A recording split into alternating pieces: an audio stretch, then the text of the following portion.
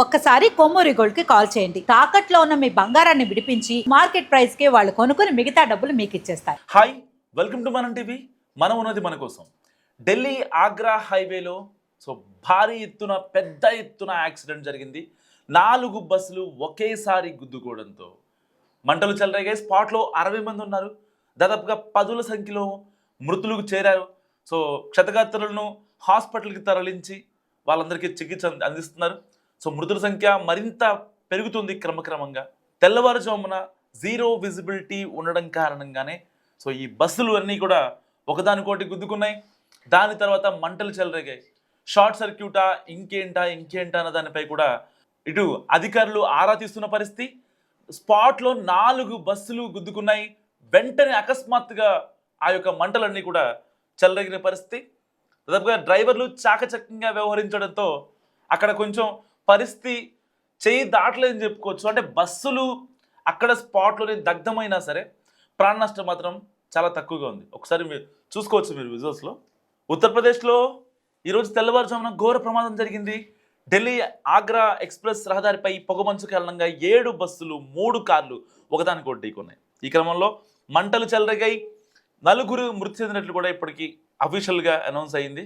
గాయపడిన 25 మందిని హాస్పిటల్కి తరలించారు. యమునా ఎక్స్ప్రెస్ వేలోని ఆగ్రా నోయిడా గ్యారేజ్ హైవేపై ఈ ప్రమాదం జరిగింది. దట్టమైన పొగమంచు వల్ల వాహనాలు ఒకదానికోటి ఢీకొట్టుకున్నాయి. దీంతో భారీగా మంటలు చెలరేగాయని, బస్సులు కార్లు నిమిషాల్లోనే దగ్ధమయ్యాయన్నారు అక్కడి పోలీసులు. మంటలు చిక్కున్న ప్రయాణికులు ప్రాణభయంతో పరుగులు తీశారు. స్థానికులు సమాచారంతో అగ్నిమాపక దళాలు, పోలీసు బృందాలు, అంబులెన్సులు ఘటనా స్థలానికి చేరుకున్నాయి. మంటలు అదుపు చేసేందుకు ఇంకా ప్రయత్నిస్తున్నారు. ఈ వార్త చదివే సమయానికి అంటే దాదాపుగా ఒక 16 ఫైర్ ఇంజన్లు ఒకసారిగా వచ్చి మంటలు ఆపుతున్నాయంటే సిచ్యువేషన్ మనం అర్థం చేసుకోవచ్చు నిజంగా. ఈ ప్రమాదం నేపథ్యంలో ట్రాఫిక్ మొత్తం స్తంభించిపోయింది. శిథిరాలను పక్కకు తోసేందుకు కూడా అధికారులు చర్యలు చేపట్టిన పరిస్థితి. నిజంగా ఎంత దారుణం అంటే 4 బస్సులు ఒక్కసారిగా గుద్దుకొని దాని వెనక వస్తున్న మళ్ళీ ఇంకొక 2 కార్లు కావచ్చు, 10 టైర్లు వెహికల్స్ కావచ్చు. ఇలాంటి వాటికి అన్నిటికి కూర్చొని పెద్ద రప్చర్ క్రియేట్ అయింది తెల్లవారుజామున. నిజంగా తెల్లవారుజామున లేకపోతే నైట్ టైం కానీ ఏదైనా ప్రయాణాలు ఉంటే నాకు తెలిసి అవన్నీ పోస్ట్పోన్ చేసుకోవడం బెటర్. పోస్ట్పోన్ మీన్స్ పొద్దున్నే కానీ లేకపోతే మీకు వీలున్న టైంలో పెట్టుకోండి. టైం సేవ్ అవుతుందని చెప్పి మీరు నైట్ టైం లేకపోతే తెల్లవారుజామున ప్రయాణాలు పెట్టుకుంటే అనుకోని ప్రమాదాలు, అనుకోని ఇలాంటి కాన్సిక్వెన్సెస్ వల్ల ఎంతోమంది చనిపోతున్నారు. ఎంతోమంది అనంతలోకాలకు రోడ్డు ప్రమాదాల వల్ల వెళ్ళిపోతున్నారు. మీకు గుర్తుంది కర్నూలులో ఘటన జరగకముందే చేవెళ్ల ఘటన, దాని తర్వాత ఎన్నో ఘటనలు జరిగాయి. బస్సు ఘటనలు ఒకదానికొకటి అన్నీ కూడా అంటే బాధితులు పెరుగుతూనే ఉన్నారు తప్ప ఎక్కడా కూడా కేవలం ఆస్తి నష్టం జరిగి ప్రాణ నష్టం జరగకుండా ఉన్న సందర్భాలు అసలు మచ్చుకు కూడా లేవు. ఏదైనప్పటికీ ప్రయాణించొద్దని కాదు, కానీ రాత్రి వేళల్లో ప్రయాణించడం అనేది కరెక్ట్ కాదు. ఎందుకంటే శీతాకాలం విజిబిలిటీ సరిగ్గా ఉండట్లేదు. నార్త్ ఇండియాలో అయితే మంచు ఎక్కువ పడుతూ ఉంటుంది. మనకెళ్ళి కొంచెం తక్కువ అనుకోవచ్చు, బట్ ఊళ్ళల్లో ఇంకా ఎక్కువ ఉంటుంది.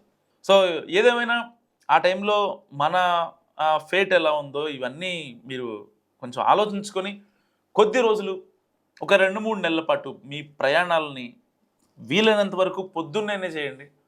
మార్నింగ్ టైం, డే టైంలో మాత్రమే చేయండి. అయితే ఈ దుర్ఘటనకు పొగమంచే కారణంగా తెలుస్తుంది. భారీ పొగమంచుతో తొలుత 2 వాహనాలు వేగంగా ఢీకొట్టుకోగా ఆ వెంటనే మిగతా వాహనాలు ఒకదాన్ని మరొకటి ఢీకొట్టి మంటలు చెలరేగాయని అధికారులు ప్రాథమికంగా ఒక అంచనాకి వచ్చారు. ప్రత్యక్ష సాక్షులు, పోలీసులు చెప్తున్న దాని ప్రకారం మంగళవారం వేకువజామునే అంటే ఈరోజు తెల్లవారుజాము 4 గంటల ప్రాంతంలో ఆగ్రా నోయిడా లేన్ 127వ మైల్ రైల్ వద్ద ప్రమాదం చోటు చేసుకుంది. తొలుత 3 కార్లు వరుసగా ఢీకొట్టుకున్నాయి. ఆ తర్వాత 7 బస్సులు ఢీకొట్టుకొని ఒక్కసారిగా మంటలన్నీ ఎగిసిపడ్డాయి. 7 బస్సులు ఒక్కసారిగా గుద్దుకొని మంటలు చెలరేకంటే జస్ట్ ఇమాజిన్ లోపల ఉన్న వాళ్ళకి ఎంత భయం వేస్తుందో. నిజంగా చాలా దారుణం జరిగింది చెప్పుకోవచ్చు. ఈరోజు పొద్దున్నే ఆగ్రా నోయిడా హైవేలో బస్సుల్లో ఒకటి ఆర్టీసీ బస్సు ఉండగా మిగతా 6 ప్రైవేట్ ట్రావెల్స్కి చెందిన స్లీపర్ బస్సులు ఉన్నాయి. మొత్తం 7 బస్సులు, 4 కార్లు మంటలు చిక్కుకొని కాలి బూడిదయ్యాయి. ఇప్పటిదాకా 4 మృతదేహాలను అధికారులు అఫీషియల్ గుర్తించారు. 4 మాత్రమే. క్షతగాత్రులు దాదాపుగా 25 మంది హాస్పిటల్లో వాళ్ళు చావు బతుకుల మధ్య కొట్టుబిట్టాడుతున్న పరిస్థితి. రంగంలోకి దిగిన 11 ఫైర్ ఇంజన్లు మంటలు అదుపులో తీసుకొచ్చారు. అయితే ఈ ఘోర ప్రమాదంతో ఢిల్లీ ఆగ్రా ఎక్స్‌ప్రెస్ వేపై భారీగా ట్రాఫిక్ జామ్ అయింది. నిజంగా ఒకసారి మీరు చూడొచ్చు. ఒక్కసారి విజువల్ చూసుకోవచ్చు ఎంత దారుణంగా ఉందో. సో, కొన్ని డిస్టర్బింగ్ విజువల్ నేను మీకు చూపించలేకపోతున్నాను గానీ, బట్ వచ్చిన కంటెంట్ మాత్రం నిజంగా అసలు చాలా దారుణం అనిపిస్తుంది. సో, నిన్న ఢిల్లీ, ముంబై రహదారి పైన కూడా ఘోర ప్రమాదం జరిగింది. మనం ఆల్రెడీ డిస్కస్ చేసుకున్నాం. సో, సోమవారం ఉదయం సరిగ్గా తెల్లవారుజామున ప్రాంతంలో వాహనాలు భారీ పొగమంచు కారణంగా ఒకదానికొకటి ఢీకొట్టుకున్నాయి. 2 ఓవర్‌లోడెడ్ డంపర్లు యాక్సిడెంట్‌కు గురికాగా, ఆ వెనుక 20 దాకా వాహనాలు వేగాన్ని అదుపు చేసుకోలేక ఢీకొట్టుకున్నాయి. సో, ఈ ప్రమాదంలో నలుగురు మృతి చెందిన ఘటన కలకలం రేపింది. మృతుల్లో 2 పోలీసు అధికారులు కూడా ఉన్నారు. దాదాపుగా కేవలం ఈ పొగమంచు ఏదైతే ఉందో దానివల్ల ఎంత ఇబ్బంది పడుతున్నారంటే, ఇమాజిన్ 7 బస్సులు ఒక్కసారిగా ఒకే లేన్‌లో గుద్దుకున్నాయంటే దాని ఇంపాక్ట్ ఇటు పక్క లేన్‌లో వస్తుంది. ఎందుకంటే నేషనల్ హైవే కదా! సో, డిఫరెంట్ లేన్స్ ఉంటాయి. సో, ఆ లేన్స్‌లో ఒక లేన్‌లో 10 టైర్ల బండ్లు వస్తాయి. ఒక లేన్‌లో బస్సులు వెళ్తూ ఉంటాయి. అంటే వాళ్ళ విజిబిలిటీని బట్టి వాళ్ళు వెళ్ళే విధానాన్ని బట్టి. ఒక దాంట్లో కార్లు కూడా వస్తున్నాయి. 4 కార్లు, 7 బస్సులు ఒక్కసారి గుద్దుకొని మంటలు చెలరేగాయంటే పొరపాటున ఆళ్ళు గనక డ్రైవర్ చాకచక్యంగా వ్యవహరించకుండా వాళ్ళు గనక దిగకుండా ఉంటే పరిస్థితి ఏంటి? స్పాట్‌లోనే అంత దగ్ధమైపోయాళ్ళు నిజంగా. పోనీ అదేమన్నా జనావాసంలో జరిగితే ఎంత ఇంపాక్ట్? అంటే ఒక బస్సు గుద్దుకోవడం వల్లే అక్కడ షార్ట్ సర్క్యూట్ అయితే రోజు చాలా బస్సులు గుద్దుకుంటూ ఉంటాయి. అంటే కేవలం విజిబిలిటీ వల్లే గుద్దుకుందా లేకపోతే డ్రైవర్ నిర్లక్ష్యమా అన్నది కూడా ఇక్కడ తెలియాల్సి ఉంది. ప్రాథమికంగా ఒక అంచనాకు వచ్చిన అధికారులు ఏం చెప్తున్నారంటే కేవలం పొగమంచు వల్ల అని చెప్తున్నారు. లేదా దీన్ని హైడ్ చేసే ప్రయత్నం చేస్తున్నారు అన్న విషయం కూడా ఇంకా తెలియరావట్లేదు బేసిక్గా. ఎందుకంటే మార్నింగ్ జరిగింది. సో, ప్రత్యక్ష సాక్షులు ఆ యొక్క 7 బస్సులు కదా, ఒక ఆర్టీసీ బస్సు, 6 ప్రైవేట్ ట్రావెల్స్ బస్సులు. సో, దానికి సంబంధించి ఆ సాక్షులు కూడా చెప్తున్నారు ఒక్కొక్కరుగా. ఇలా జరిగింది, కొంచెం ఫస్ట్ భయం వేసింది, ఒకసారి మంటలు చెలరేగాయి, మేము బస్సును దిగిపోయాము, భయభ్రాంతులకు గురయ్యామని చెప్తున్నారు వాళ్ళు. సో, క్షతగాత్రులు చావు బతుకుల మధ్య వాళ్ళు హాస్పిటల్లో చికిత్స పొందుతున్నారు. సో, వన్ బై వన్ మృతుల సంఖ్య పెరుగుతోంది. నిజంగా బాధ అనిపిస్తుంది. తెల్లవారుజామున ఎంత ఒక దారుణమైన సంఘటన జరిగేసరికి. సరిగ్గా ఈ ప్రమాదం జరిగిన తెల్లవారుజామున సమయంలో ఆ టైంకి సూర్యుడు రాడు.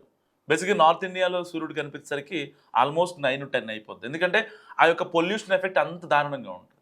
మనకన్నా 7-8కే మనకు సూర్యుడు కనిపిస్తాడు. వాళ్ళకి కనిపించాలని 9-10 అవుద్ది.